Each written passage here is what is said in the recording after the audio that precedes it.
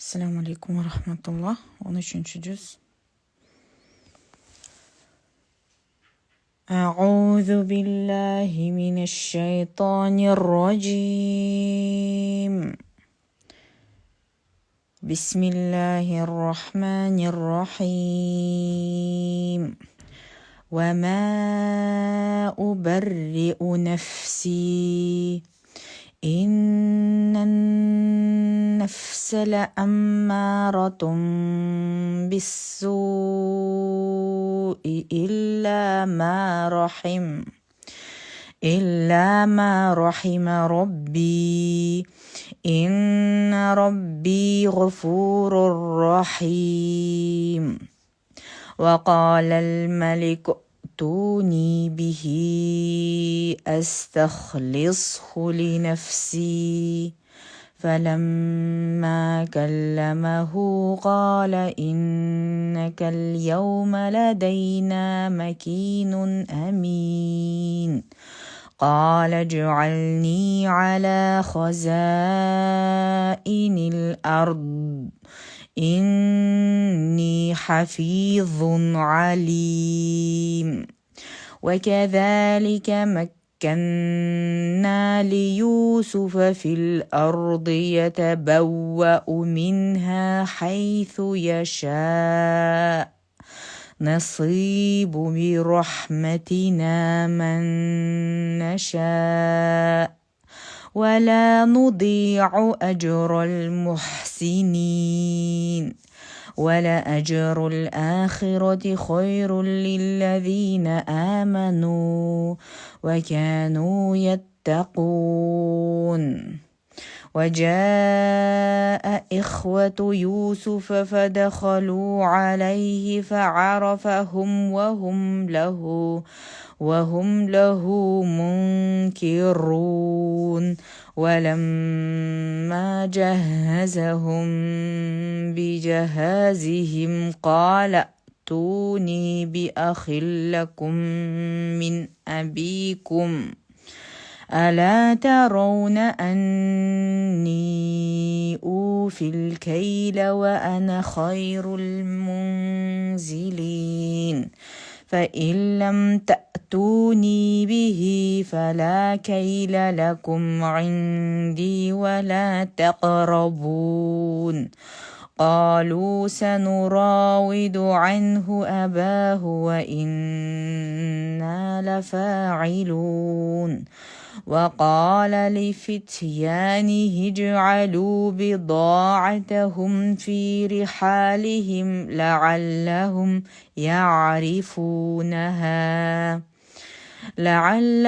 يعرفونها إذا انقلبوا إلى أهلهم لعلهم يرجعون. فلما رجعوا إلى أبيهم قالوا يا أبانا منع منا الكيل فأرسل معنا أخانا نكتل وإنا له لحافظون.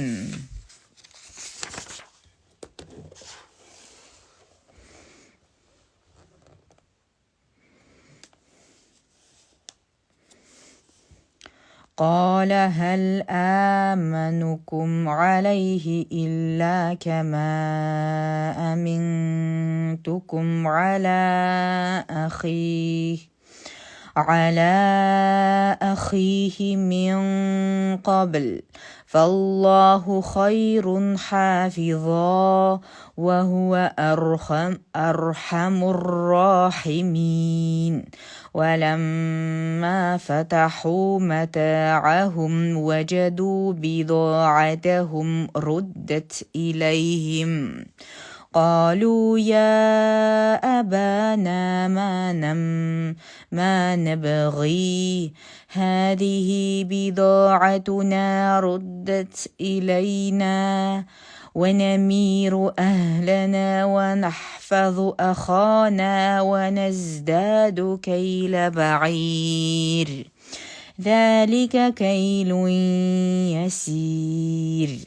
قال لن أرسله معكم حتى تؤتوني موثقا من الله لتأتونني به إلا أن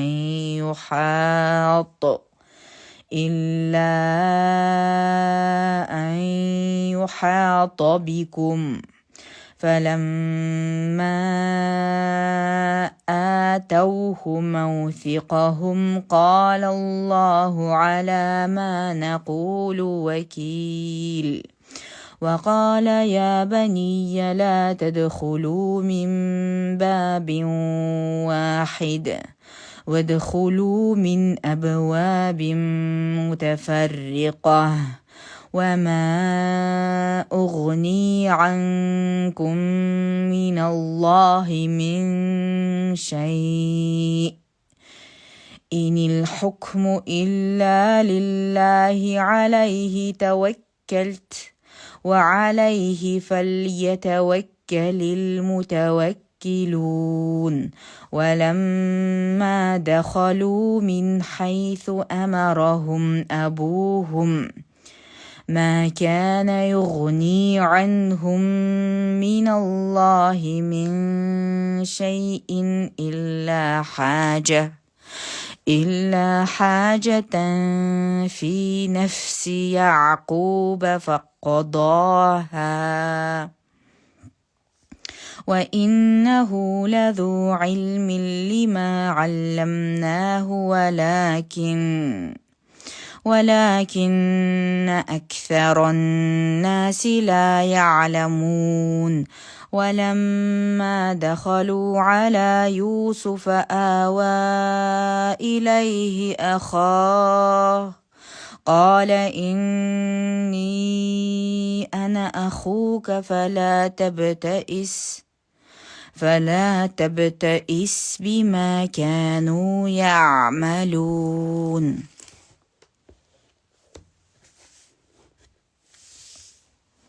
فلما جهزهم بجهازهم جعل السقاية في رحل أخيه ثم أذن مؤذن أيتها العير إنكم لسارقون قالوا وأقبلوا عليهم ماذا تفقدون قالوا نفقد صواع الملك ولمن جاء به حمل بعير وأنا به زعيم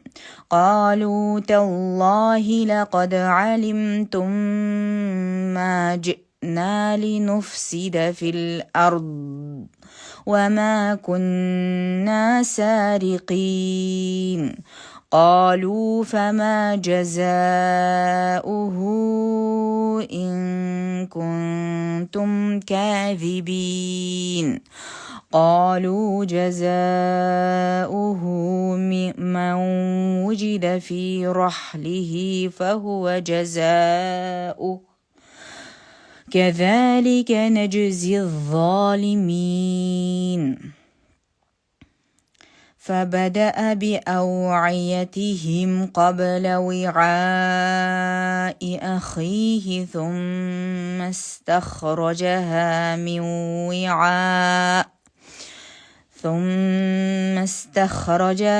من وعاء أخيه كذلك كدنا ليوسف ما كان ليأخذ أخاه في دين الملك إلا أن يشاء الله نرفع درجات من نشاء وفوق كل ذي علم عليم قالوا إن يسرق فقد سرق أخ له من قبل فأسرها يوسف في نفسه ولم يبدها لهم قال أنتم شر مكانا والله أعلم بما تصفون قالوا يا أيها العزيز إن له أبا شيخا كبيرا فخذ أحدنا مكانه إنا نراك من المحسنين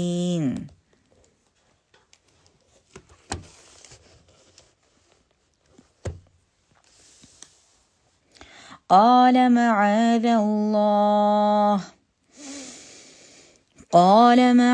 الله أن نأخذ إلا من وجدنا متاعنا عنده إنا إذا لظالمون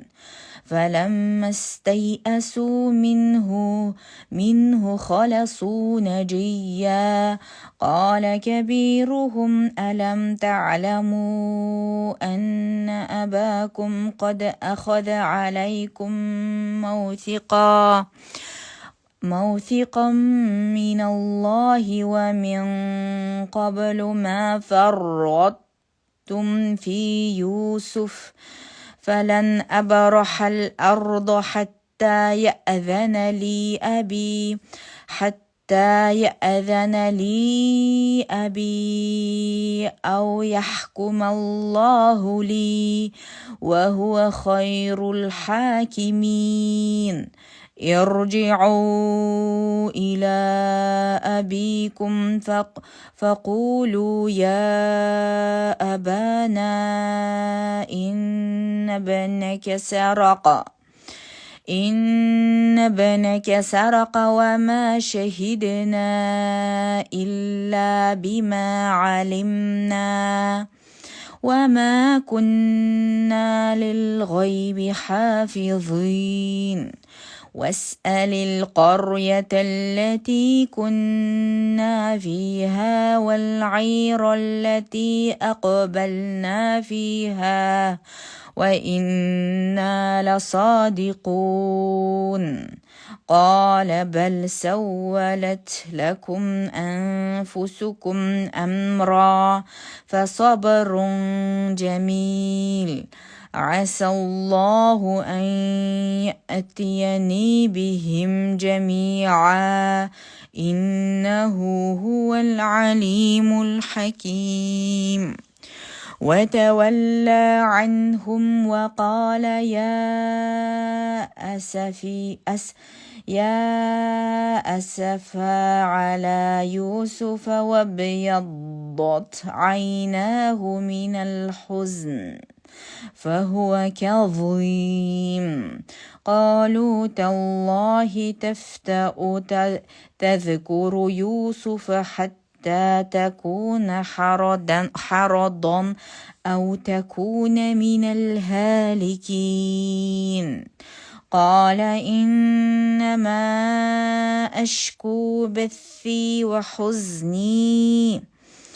أشكو بثي وحزني إلى الله وأعلم من الله ما لا تعلمون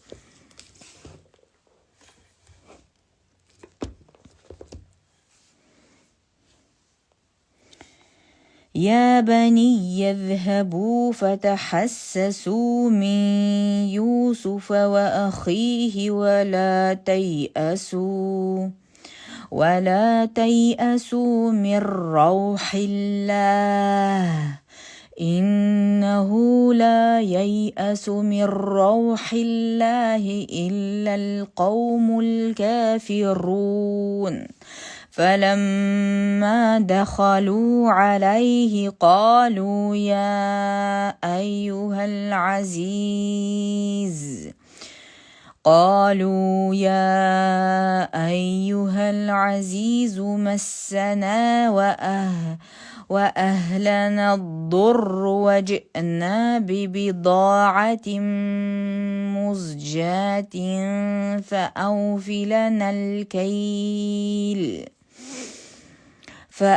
لنا الكيل وتصدق علينا إن الله يجزي المتصدقين قال هل علمتم ما فعلتم بيوسف وأخيه إذ أنتم جاهلون قالوا أئنك لأنت يوسف قال أنا يوسف وهذا أخي قد من الله علينا إنه من يتق ويصبر فإن الله لا يضيع أجر المحسنين قالوا تالله لقد آثرك الله علينا وإن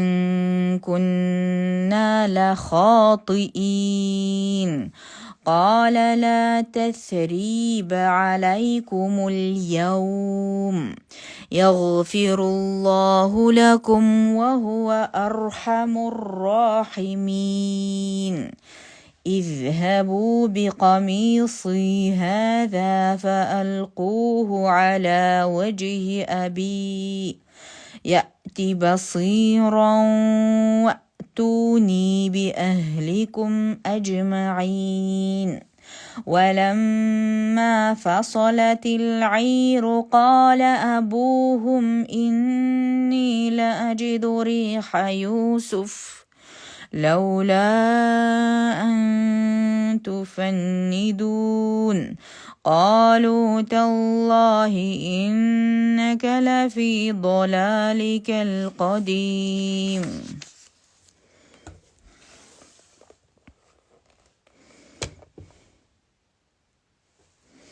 فلما أن جاء البشير ألقاه على وجهه فارتد بصيرا قال ألم أقل لكم إني أعلم من الله ما لا تعلمون قالوا يا أبانا استغفر لنا ذنوبنا إنا كنا خاطئين قال سوف أستغفر لكم ربي إنه هو الغفور الرحيم فلما دخلوا على يوسف آوى إليه أبويه وقال ادخلوا مصر إن شاء الله آمنين ورفع أبويه على العرش وخروا له سجدا وقال يا أبت هذا تأويل رؤياي من قبل قد جعلها ربي حقا وقد أحسن بي إذ أخرجني من السجن وجاء بكم من البدو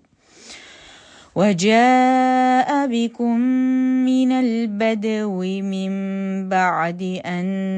نزغ الشيطان بيني وبين إخوتي إن ربي لطيف لما يشاء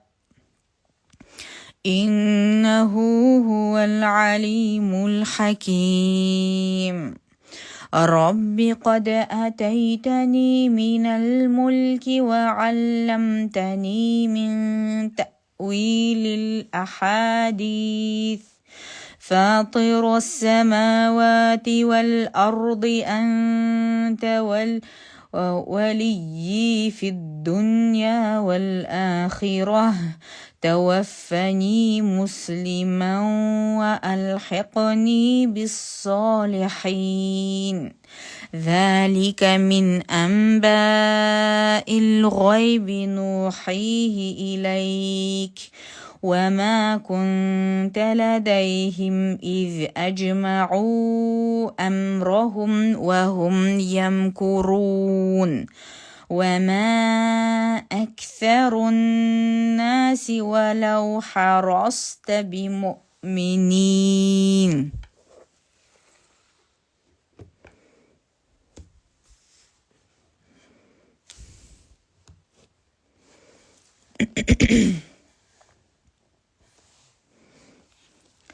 وما تسألهم عليه من أجر إن هو إلا ذكر للعالمين وكأي من آية في السماوات والأرض يمرون عليها وهم عنها معرضون وما يؤمن أكثرهم بالله إلا وهم مشركون أفأمنوا أن تأتيهم غاشية من عذاب الله أو تأتيهم الساعة بغتة وهم لا يشعرون قل هذه سبيلي أدعو إلى الله على بصيرة أنا ومن اتبعني وسبحان الله وما أنا من المشركين وما أرسلنا من قبلك إلا رجالا نوحي إليهم من أهل القرى أفلم يسيروا في الأرض فينظروا كيف كان عاقبة الذين من قبلهم ولدار الآخرة خير للذين اتقوا أفلا تعقلون حتى إذا استيأس الرسل وظنوا أنهم قد كذبوا جاءهم نصرنا فنجي من نشاء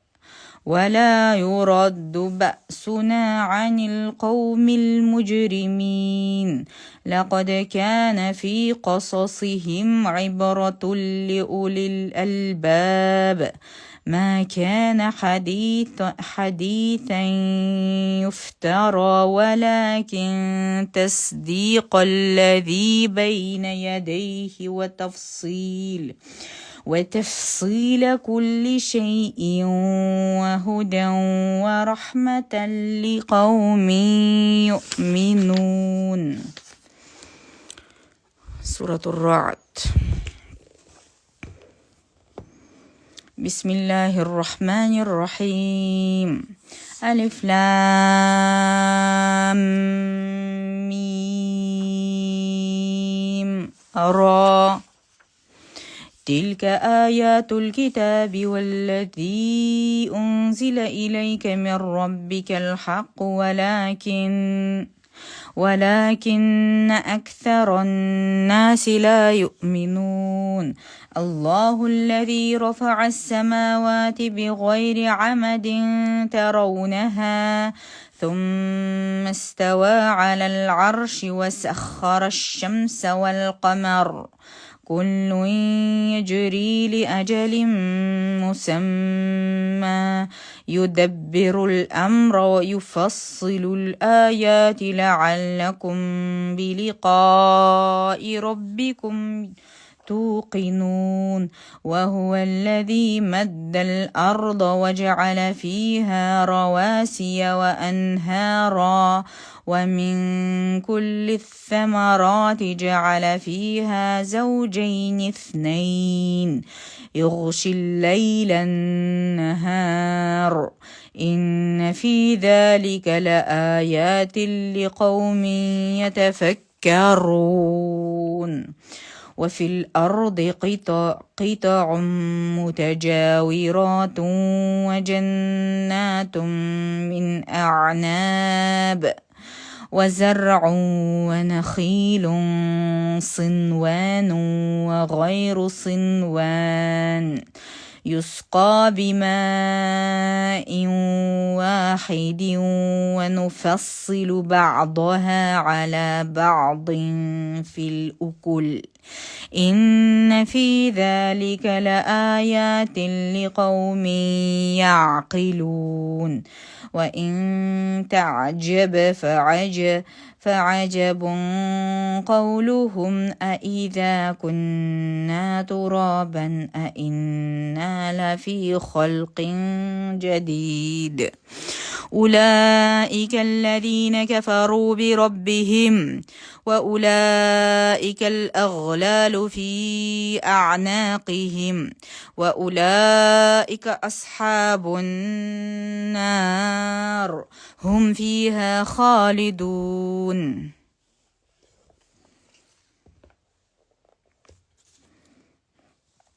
ويستعجلونك بالسيئة قبل الحسنة وقد خلت من قبلهم المثلات وإن ربك لذو مغفرة للناس على ظلمهم وإن ربك لشديد العقاب ويقول الذين كفروا لولا أنزل عليه آية من ربه إنما أنت منذر ولكل قوم هاد الله يعلم ما تحمل كل أنثى وما تغيض الأرحام وما تزداد وكل شيء عنده بمقدار عالم الغيب والشهادة الكبير المتعال سواء منكم من أسر القول ومن جهر به ومن هو مستخف بالليل وسارب بالنهار له معقبات من بين يديه ومن خلفه يحفظونه من أمر الله إن الله لا يغير ما بقوم حتى يغيروا ما بأنفسهم وإذا أراد الله بقوم سوءا فلا مرد له وما لهم من دونه من وال هو الذي يريكم البرق خوفا وطمعا وينشئ السحاب الثقال ويسبح الرعد بحمده والملائكة من خيفته ويرسل الصواعق فيصيب بها من يشاء وهم يجادلون في الله وهو شديد المحال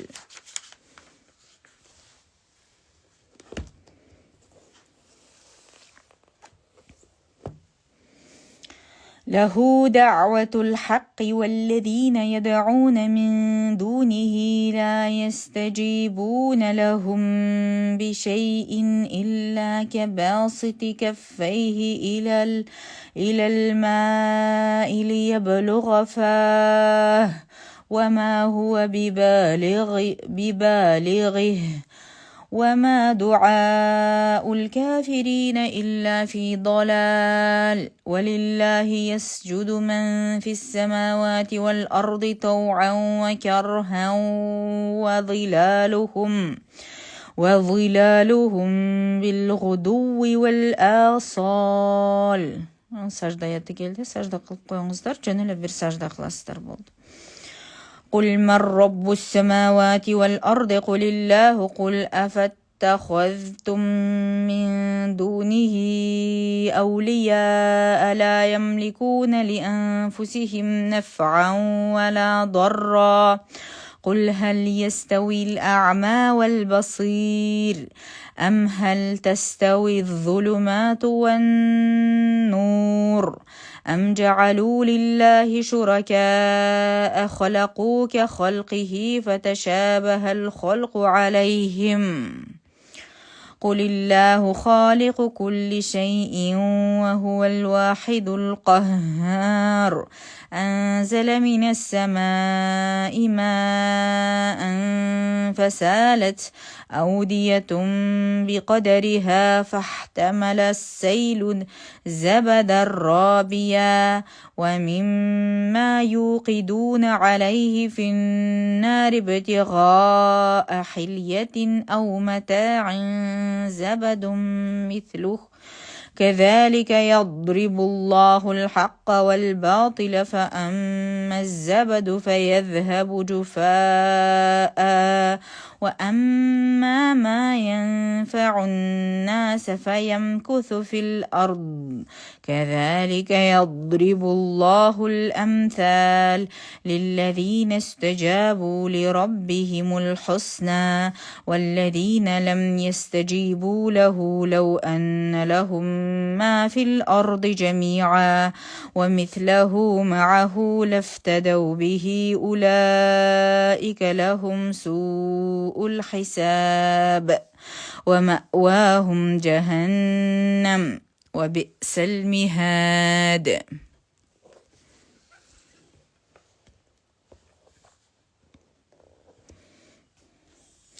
أفمن يعلم أنما أنزل إليك من ربك الحق فمن هو أعمى إنما يتذكر أولو الألباب الذين يوفون بعهد الله ولا ينقضون الميثاق والذين يصلون ما أمر الله به أن يوصل ويخشون ربهم ويخافون سوء الحساب والذين صبروا ابتغاء وجه ربهم وأقاموا الصلاة وأنفقوا مما رزقناهم سرا وعلانية ويدرؤون بالحسنة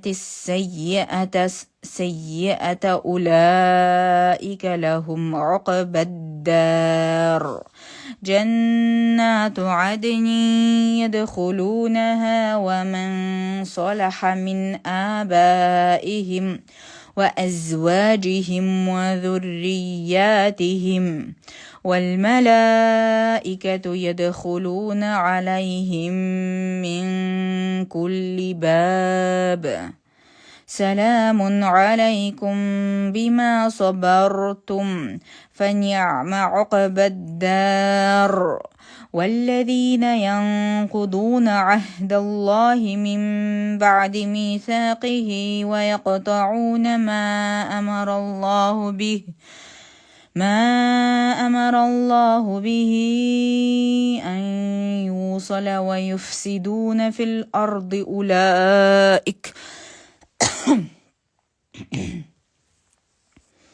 أولئك لهم اللعنة ولهم سوء الدار الله يبسط الرزق لمن يشاء ويقدر وفرحوا بالحياة الدنيا وما الحياة الدنيا في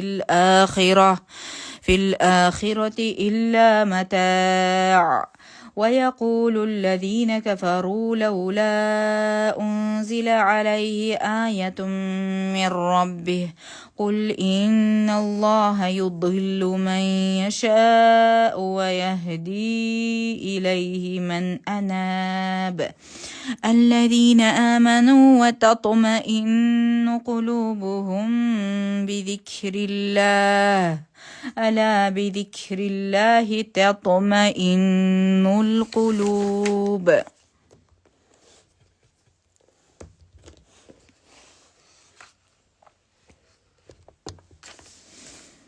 الذين آمنوا وعملوا الصالحات طوبى لهم وحسن مآب.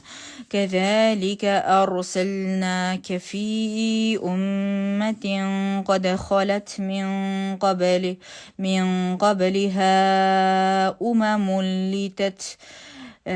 لتتلو عليهم الذي أوحينا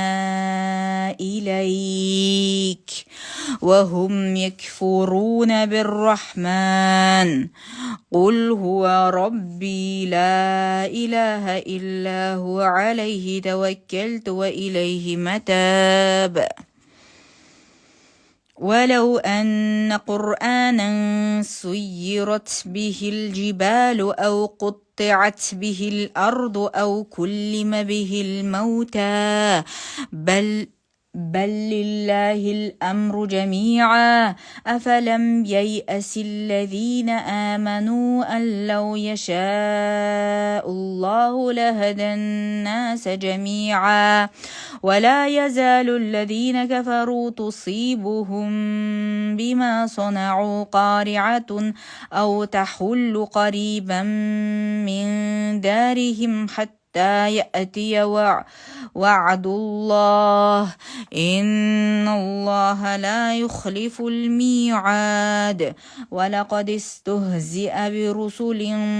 برسل من قبلك فأمليت للذين كفروا ثم أخذتم فكيف كان عقاب. أفمن هو قائم على كل نفس بما كسبت وجعلوا لله شركاء قل سموهم أم تنبئونه بما لا يعلم في الأرض أم بظاهر من القول بل زين للذين كفروا مكرهم وصدوا عن السبيل ومن يضلل الله فما له من هاد. لهم عذاب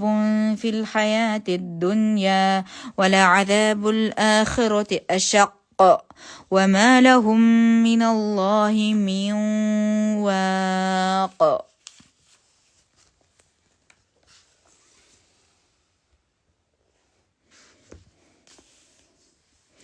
مثل الجنة التي وعد المتقون تجري من تحتها الأنهار أكلها دائم وظلها تلك عقبى الذين اتقوا وعقبى الكافرين النار. والذين آتيناهم الكتاب يفرحون بما أنزل إليك ومن الأحزاب من ينكر بعضه قل إنما أمرت أن أعبد الله ولا أشرك به إليه أدعو وإليه مآب. وكذلك أنزلناه حكما عربيا ولئن اتبعت أهواءهم بعدما جاءك من العلم ما لك من الله من ولي ولا واق. ولقد أرسلنا رسلا من قبلك وجعلنا لهم أزواجا وذرية وما كان لرسول أن يأتي بآية إلا بإذن الله لكل أجل كتاب يمحو الله ما يشاء ويثبت وعنده أم الكتاب وإما نرينك بعض الذي نعدهم أو نتوفينك فإنما عليك البلاغ وعلينا الحساب أولم يروا أنا نأتي الأرض ننقصها من أطرافها والله يحكم لا معقب لحكمه وهو سريع الحساب وقد مكر الذين من قبلهم فلله المكر جميعا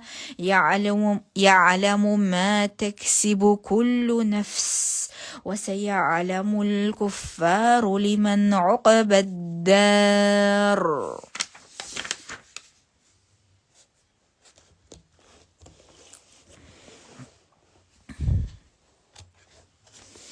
ويقول الذين كفروا لست مرسلا قل كفى بالله شهيدا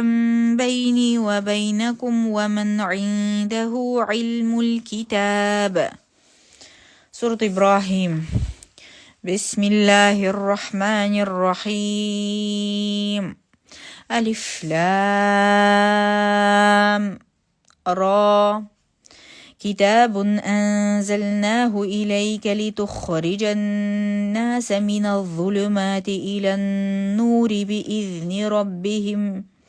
بإذن ربهم إلى صراط العزيز الحميد الله الذي له ما في السماوات وما في الأرض وويل للكافرين من عذاب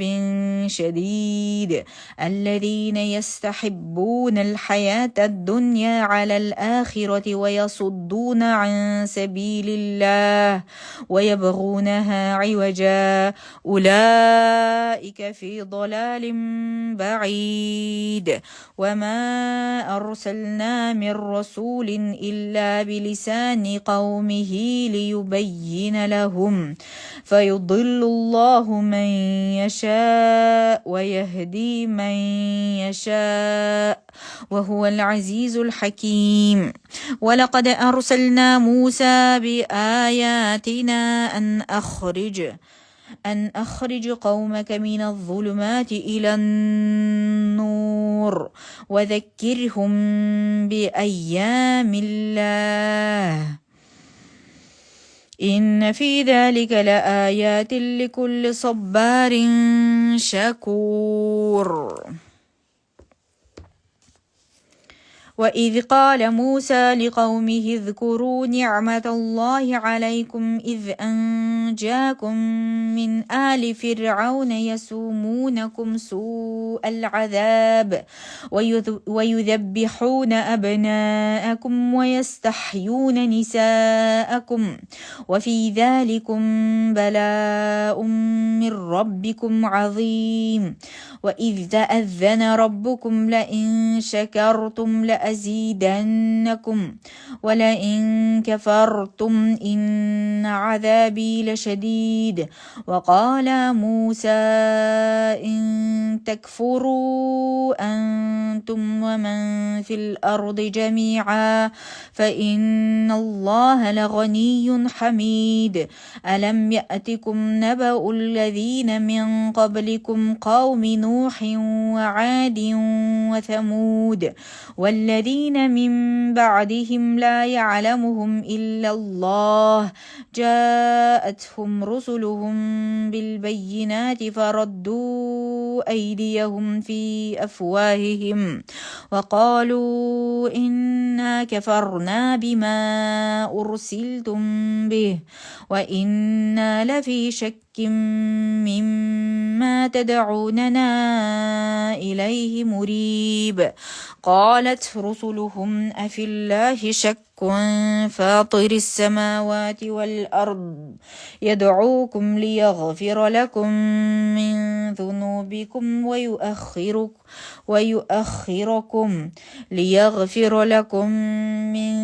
بذنوبكم ويؤخركم إلى أجل مسمى قالوا إن أنتم إلا بشر مثلنا تريدون أن تصدونا عما كان يعبد آباؤنا فأتونا بسلطان مبين.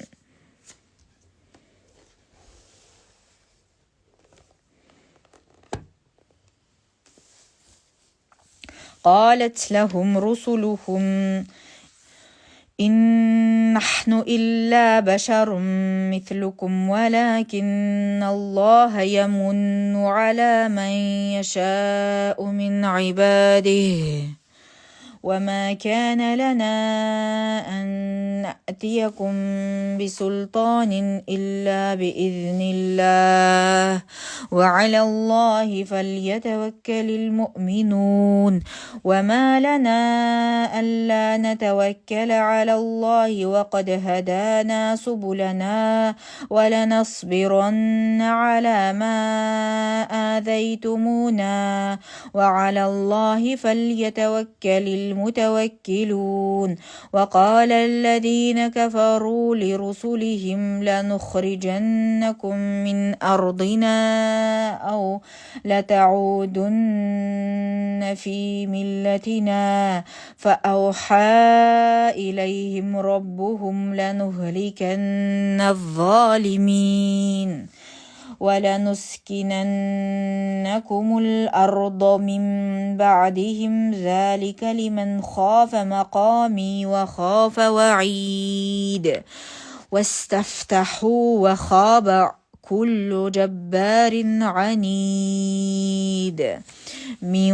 ورائه جهنم ويسقى من ماء صديد يتجرعه ولا يكاد يسيغه ويأتيه الموت من كل مكان وما هو بميت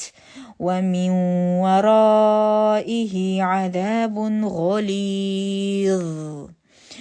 مثل الذين كفروا بربهم أعمالهم كرماد اشتدت به الريح في يوم عاصف لا يقدرون مما كسبوا على شيء ذلك هو الضلال البعيد. ألم تر أن الله خلق السماوات والأرض بالحق إن يشأ يذهبكم ويأتي بخلق جديد وما ذلك على الله بعزيز. وبرزوا لله جميعا فقال الضعفاء للذين استكبروا إنا كنا لكم تبعا فهل أنتم مغنون عنا من عذاب الله من شيء قالوا لو هدانا الله لهديناكم سواء علينا أجزعنا أم صبرنا ما لنا من محيص. وقال الشيطان لما قضي الأمر إن الله وعدكم وعد الحق ووعدتكم فأخلفتكم وما كان لي عليكم من سلطان إلا أن دعوتكم فاستجبتم لي فلا تلوموني ولوموا أنفسكم ما أنا بمصرخكم وما أنتم بمصرخي إني كفرت بما أشركتموني من قبل إن الظالمين لهم عذاب أليم. وأدخل الذين آمنوا وعملوا الصالحات جنات تجري من تحتها الأنهار خالدين فيها بإذن ربهم تحيتهم فيها سلام. ألم تر كيف ضرب الله مثلا كلمة طيبة كشجرة طيبة أصلها ثابت وفرعها في السماء.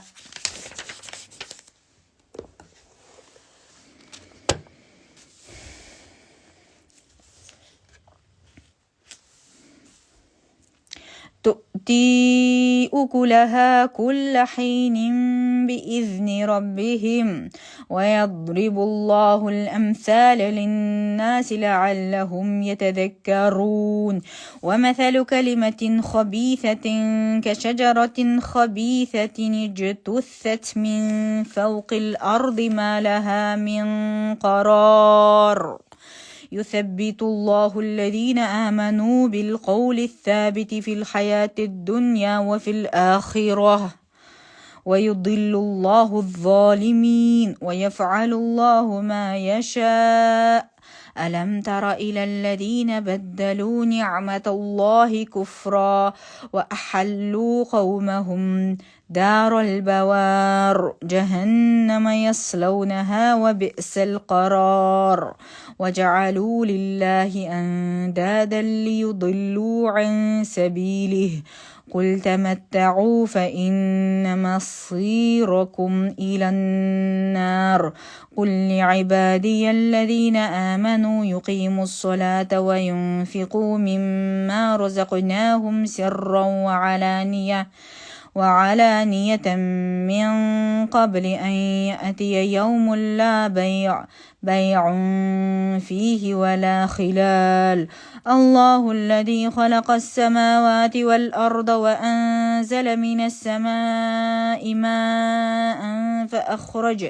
فأخرج به من الثمرات رزقا لكم وسخر لكم الفلك لتجري في البحر بأمره وسخر لكم الأنهار وسخر لكم الشمس والقمر دائبين وسخر لكم الليل والنهار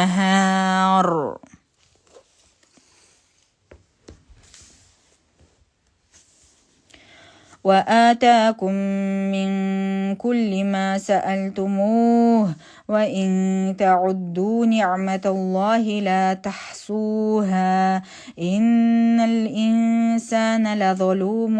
كفار. وإذ قال إبراهيم رب اجعل هذا البلد آمنا واجنبني وبني أن نعبد الأصنام رب إنهن أضللن كثيرا من الناس فمن تبعني فإنه مني ومن عصاني فإنك غفور رحيم. ربنا إني أسكنت من ذريتي بواد غير ذي زرع عند بيتك المحرم ربنا ليقيموا الصلاة فاجعل أفئدة من الناس تهوي إليهم وارزقهم من الثمرات لعلهم يشكرون. ربنا إنك تعلم ما نخفي وما نعلن وما يخفى على الله من شيء في الأرض ولا في السماء. الحمد لله الذي وهب لي على الكبر إسماعيل وإسحاق إن ربي لسميع الدعاء. رب اجعلني مقيم الصلاة ومن ذريتي ربنا وتقبل دعاء. ربنا اغفر لي ولوالدي وللمؤمنين يوم يقوم الحساب. ولا تحسبن الله غافلا عما يعمل الظالمون إنما يؤخرهم ليوم تشخص فيه الأبصار.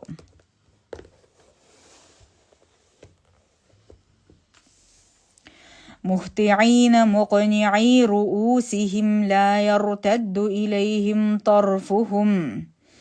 وأفئدتهم هواء وأنذر الناس يوم يأتيهم العذاب فيقول الذين ظلموا ربنا أخرنا إلى أجل قريب نجب دعوتك ونتبع الرسل أولم تكونوا أقسمتم من قبل ما لكم من زوال وسكنتم في مساكن الذين ظلموا أنفسهم وتبين لكم كيف فعلنا بهم وضربنا لكم الأمثال وقد مكروا مكرهم وعند الله مكرهم وإن كان مكرهم لتزول منه الجبال فلا تحسبن الله مخلف وعده رسله إن الله عزيز ذو انتقام يوم تبدل الأرض غير الأرض والسماوات وبرزوا لله الواحد القهار وترى المجرمين يومئذ مقرنين في الأصفاد سرابيلهم من قطران وتغشى وجوههم النار ليجزي الله كل نفس ما كسبت إن الله سريع الحساب هذا بلاغ للناس ولينذروا به وليعلموا أنما هو إله واحد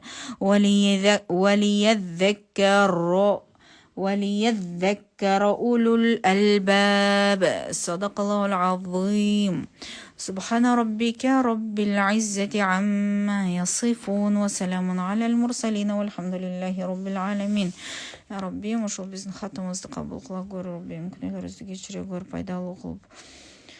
ушул оккан ар бир тамгасына ай Аллахым көптөгөн соопторду жазып бүткүл аламга хидаят иманыңды бере көр ай Аллахым хидаяттын нурун жадыра көр ай Аллахым биздин жасаган күнөөлөрүбүздүн баардыгын кечире көр ай Аллахым билип билбей атайын жашыруун чоң кичинекей баардык күнөөлөрүбүздү кечире көр окуп аткан мен чогуу ушул касиет Рамазан айында сооп жыйнап калайлы ай Аллахым жардам бере көр бизге ай Аллахым ушул айда бизди ай Аллахым кечирип күнөөлөрүбүздү жаннатыңа насип кыла көр ла илаха иллаллах настагфируллах нас'алукал жанната ва наъуду бика минан нар ассалаллаху алазим роббул аршил азим ассалаллаху алазим роббул аршил азим ай Аллахым баардык сураган дуаларыбызды кабыл кыла көр пайгамбар саллаллаху алейхи вассалам сенден сураган баардык жакшылыктарды сурайм жана пайгамбар саллаллаху алейхи вассалам сенден сактоон талап кылган баардык жамандыктардан сактоо талап кылам ассалаллаху аля хайри халкихи Мухаммад ва аля алихи ва сахбихи аджмаин я рабби амин